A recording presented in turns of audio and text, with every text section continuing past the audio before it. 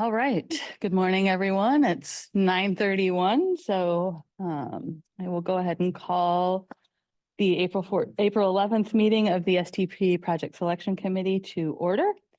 Just a quick reminder for those in the room today, the closest restrooms are straight out that back door to the left of the reception desk.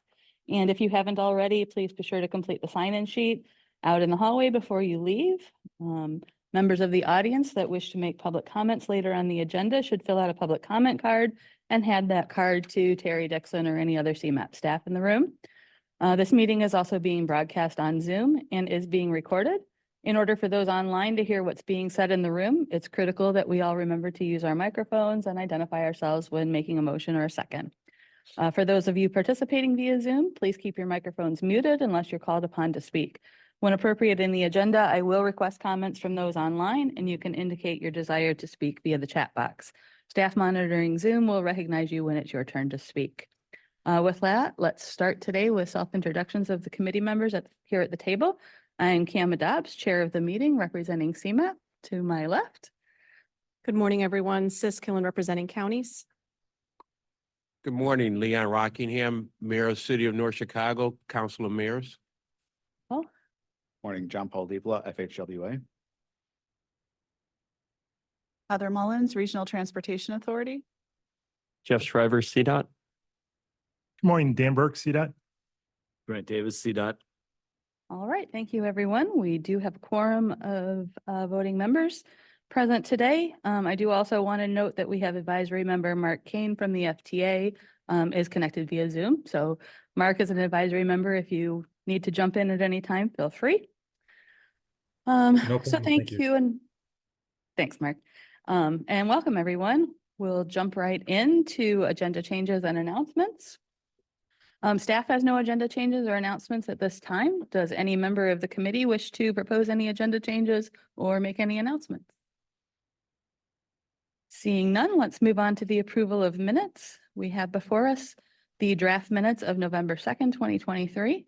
Are there any corrections or additions to those minutes? Seeing none, do I have a motion to approve those? And a second? Brent Davis, second. Okay. And any discussion on those minutes before we move on? If not, we'll take a voice vote. And I do want to note that Mayor Kukler just arrived and joined us, representing the Council of Mayors as well.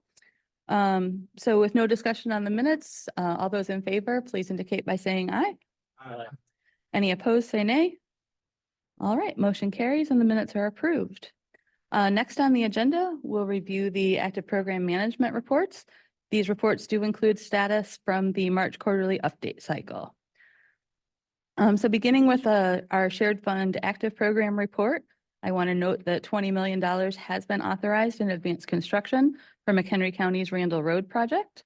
As noted in the report, the county did receive some additional funding from the U.S. Congress last month, and so the amount of shared funds that are being used will likely be reduced on that project at some point. The rest of the program projects are continuing to progress toward letting. Both Barrington and Naperville are waiting on final right-of-way certifications, but do expect to make summer lettings. So those are two very large projects in the program. Since our last meeting, staff has conditionally approved 2 construction cost increases in federal fiscal year 24. The conditional approval is because both of those increases are post-letting, and so we'll be waiting for IDOT to seek additional federal authorization on that, which typically doesn't happen until 100% of the already obligated funds are expended. So as those near 100% obligation, then we'll process those conditional approvals into actual approvals and enter those in the CMAP tip. The last thing of note on the active program report is that the first project programmed in federal fiscal year 2025 is actually currently on track for the November 2024 letting, which gets obligated in September against fiscal year 2024. So if that project stays on track, we'll likely move that forward and use redistribution funding in 2024 for the project. Turning now to the contingency program status report. This is kind of a much smaller report that we've had in past cycles, as We did have several sponsors of projects that were eligible to be included that either opted out of inclusion or were non-responsive to multiple attempts by CMAP to confirm that they wanted to be included. There are a few projects in this program that are making good progress, targeting late 2024 or early 2025 obligations. Given the region's significant redistribution balance, which we'll talk about more in a minute, staff is closely monitoring these projects and will elevate them to the active program if they reach appropriate readiness. Are there any questions on anything in either of the status reports? All right, seeing none. Next up is our current accounting summary, which has been updated through early last week. Of note, we have passed the March 31st expiration date for funds that were carried over from 2023 to 2024. And so we've adjusted the accounting for this. Within the shared fund, we did need to obligate 39.9 million by March 31st, but we only obligated 20 million. So 19 million has been withdrawn from the shared fund mark and added to the redistribution balance. Between the 11 councils and CDOT, a little over 60 million needed to be obligated by March 31st. And although nearly 64 million was obligated, when we look at individual balances, CDOT and 3 of the councils did not obligate all of the expiring funds on time. And so just over 13 million additional funding was transferred to redistribution. So that means that the redistribution balance is now at about 215 million. We are planning to use about 88 million of that for shared fund projects. So including those 2 large projects that'll go to letting this summer and the large CDOT project that's in the program this year. CDOT and the councils in the local programs are also planning to use over 46 million in redistribution. So if everybody uses what we're planning to use now, the balance would be reduced from 215 million to 47 million by the end of the year. That's still quite significant. So we're still being very aggressive about moving projects forward to use these funds. Staff has been emphasizing this for the PLs at their biweekly meetings, as well as to project sponsors at council meetings, recognizing that we're getting very close to the May 31st pre-final submittal due date for the November letting. This is really the time to bring projects forward. So, if pre-final plans aren't in by that March 31st date, things can't make a state letting this fiscal year. Are there any committee questions about the updated accounting? I think the general message is if something can make letting or authorization on engineering this year, we want to bring it forward. So that includes cost increases, prior to obligations. There's a big balance in the region and we really want to spend that. Sorry, could you explain to me at least what projects qualify, just somewhat general? Yeah, of course. So really any project that's in the shared fund active program or contingency program, the CDOT active or contingency program, or any of the local council active or contingency programs. So if something was programmed, say in a later year in one of those programs and it's ready to go now, we can advance that to 2024. Likewise, anybody that's progressing on their milestones that's in a contingency program can move forward now. So, we can't pull in new projects that didn't go through the scoring process, but any project that came through anybody's scoring process already can be pulled into this year if it's ready to go. Thank you. Of course, yeah. And I know the PLs are working pretty aggressively to try and push some people along. So, and I think that the city's got a couple of big things coming up in your local program that may have an opportunity to add some additional funding to as well. So, yeah. So definitely want to be aggressive. It's carrying this big balance forward is not what we want to be doing. So, yeah, yeah, go for it. Get the list out and go for it.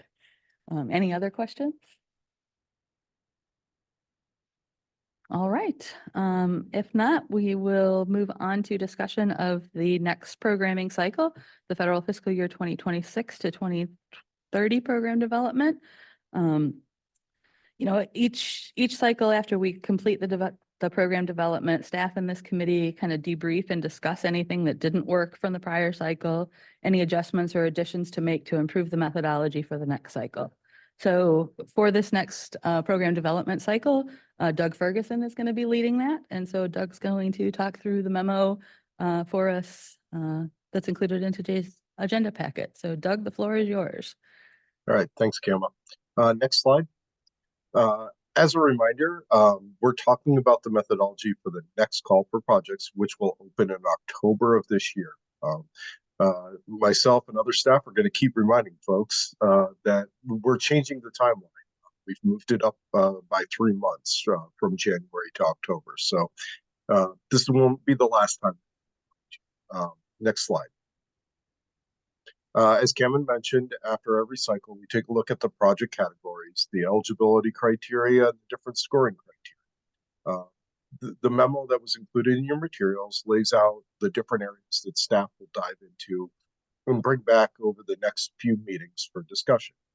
The first part of the memo looks at the different project categories and how many applications were funded. Of note, the bus speed improvement category over the first 3 cycles did not have any applications selected for the shared fund. Because of this, staff is going to take a look at whether this category needs to either be eliminated from the shared fund or possibly modified to make the category more competitive. It should be noted that all the bus speed improvement applications were ultimately funded with CMAQ funds. Next slide. The need and improvement scoring, there are 2 areas that staff are proposing for discussion. The first involves the corridor small area safety improvement scoring. With the safety action plans that are currently underway throughout the region, we're hoping that there may be some data sets with regard to safety that could be incorporated into the small area or corridor small area traffic safety improvement score. The next is the transit station yard and terminal improvements. Staff is going to be reviewing the efficiency improvements for yard or terminal projects and see whether we can better incorporate non-trips into the scoring. Next slide. Under the transportation impact, there are 4 areas that staff will look into more. The first is job and households. Concerns were raised about the criteria again as it relates to less dense areas of the region. Under inclusive growth, staff will be looking to refine the measure as we strive for equity in our transportation system. Next slide. And the last 2 areas are complete streets and resilience. Both of these are dependent on planning efforts currently underway. For the complete streets, staff will take a look at incorporating ADA transition plans into the scoring. And last is as staff is completing work on the Transportation Resilience Improvement Plan, or TRIP, we'll be looking to see if there's data from that effort that can be incorporated into the resilience score. So those are the areas that we're looking to bring to you over the next few meetings. But obviously, we want to make sure that we're incorporating everything that the committee is interested in. And if there's something that we haven't included for discussion, please let us know. So with that, I'd be willing to take any questions. Thanks, Doug. I think before questions, I think staff's kind of excited about having these couple of new data sources from the safety action plans as well as the TRIP vulnerability data, and being able to just continue to build up this data-driven project selection that we go through for the STP program. So, those will probably be the two big highlights, as well as the other things that Doug mentioned. But are there questions about what Doug mentioned or anything else that, you think we should be looking to incorporate into our methodology for this next cycle? I had a question about the jobs households thing. So my recollection was that we had kind of discussed this in detail. So my recollection was we discussed this in detail and decided not to take any action. Has there been anything that's changed since that point in time that would warrant us kind of reopening this?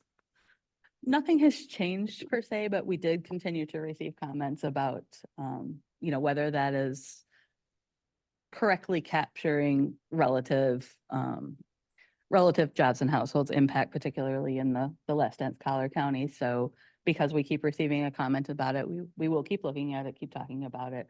Doesn't mean we have to make a change, but you know, we have the resources available to dig into it a little bit. And so you know, we feel that we should be responsive to those comments and at least have a discussion.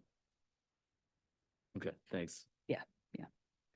Yeah, I think, you know, that category meets the original intent, which was to, you know, concentrate funding in areas that are more dense, where there can be more impact. But we do want to make sure that we aren't disqualifying projects, particularly those that score high in need and improvement and all of the planning factors. If something's just being excluded because it's in a less dense area, maybe that's not the right thing. Maybe it is. So I think we just want to keep the conversation open because we keep hearing that comment. Other questions or comments, Sis? Just a question on the bus speed improvements. So looking at that as possibly eliminating it from this category, but given its inclusion in part and all the conversation around that, is the prior statement or methodology still valid, or do we want to maybe table that and see how things go as this conversation is socialized further in the General Assembly? And as part of that report, it's also how we can help improve communications between the transit agencies and the transportation agencies, because there's a lot of synergy that comes with this. So I think just where we are now, we understand that there's not a lot of attraction and use of that category today, but rather than having to take out to potentially put back in, can things just organically settle out? But if there aren't applications, there aren't, and we can continue to work towards identifying how it becomes more attractive. Yeah, I think you're definitely hitting it right on the head. It isn't even completely lack of interest. I mean, we've had the 5 applications. They've just fit better into the CMAQ program over the years. You know, not to get ahead of the conversation, but some things that were talked about by staff was, you know, should this category focus more on TSP, transit signal prioritization, as an element of bus speed improvement? And, you know, how does that fit in with the signal interconnect project type in the CMAQ program? You know, should there be shifts between the two programs to try and make bus speed improvement a more attractive and more competitive category? So I think, you know, it is not staff's intent to abandon that project type in any way. It is a major priority for the region. It's just, how do we make it fit into our funding programs the right way? Right. Thank you. Other questions, comments from the committee? Staff that's in the room, did I miss anything? Okay. Martin shaking his head. No other project types or criteria that we think we should be examining? Nobody has a bright light bulb above their head today. All right. Well, thank you very much. Thank you, Doug, for that presentation, and we look forward to starting to dig into these at our May and July meetings. So next up on our very short agenda is other business. Does anybody have any other business for the good of the committee today? Hearing none, we'll move on to public comment. Is there any public comment from anyone in the room? Terry says she received no cards. Does anyone online wish to make a public comment? If so, you can use the raise hand function or enter a comment in the chat. If it's too burdensome to type in, just feel free to unmute yourself and state your name. I think we have mostly staff on the line. All right, going once, going twice. Oh, hello, Camera? Yes, go Hi, ahead. it's Dave Townsend. Can you hear me? Yes, Dave, go ahead. Okay. Yeah, in terms of what the discussion about the bus priority and the bus speeds, it's not a lack of interest. It's really the lack of getting the projects ready to go. Because I mean, with STP, that's what we're looking for. So I think, you know, there's projects in development, and I agree that it's not worth, you know, don't take out the opportunity for it. But if you're going to parse it into TSP or bus priority lanes or queue jumps, maybe that might be one of those elements of it. So that's something that and I know that Pace and the CTA probably would like to have a discussion with the staff as to what would be best to, take a project and how to parse that down into the appropriate funding levels and sources for a corridor. Great, Dave. Thank you. Okay, thank you. Anybody else wish to make a comment? All right, going once, going twice for real this time.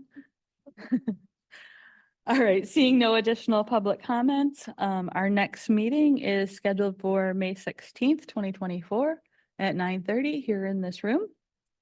If there's nothing else for the good of the committee, we're not setting a record today, but we're close. I'll go ahead and ask for a motion to adjourn. Dan Burke, motion to adjourn. And do I have a second? All right. All those in favor signify by saying aye. Aye. All right, at 9:52 a.m., this meeting is now adjourned. Thank you, everyone.